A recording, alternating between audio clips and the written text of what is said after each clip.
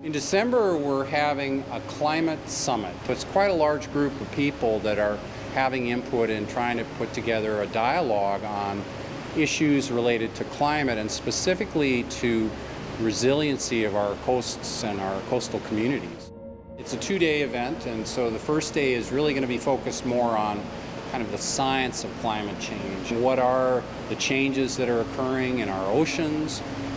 What are the changes that are occurring in the ecosystems and the coastal environments? The second day is really going to be more engaging with the community leaders, with the regional planners, with elected officials on how we put that information into practice, and also some of the issues related to how we respond to extreme events, policies that we might adopt to make our communities and our coasts more resilient to change.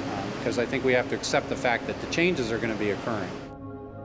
One of the motivating factors of this is really how can we take the knowledge, the experience, the tools that we have and make those available to the broader community in a way that's helpful to address this problem.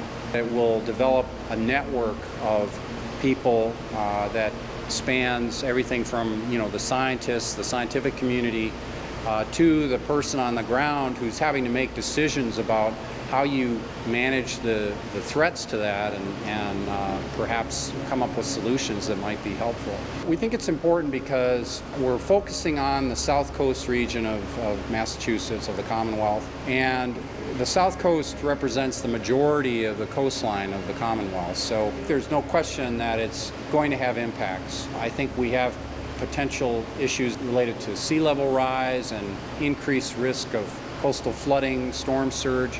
It's likely that the frequency and potentially the intensity of these is going to increase over time. But there are also issues related to how the oceans are changing, how that might affect the animals in the ocean, the fish, our other resources. Part of it is to understand what those risks are and the potential dangers, but then in addition to come up with ways that we can address that and perhaps minimize the negative outcomes.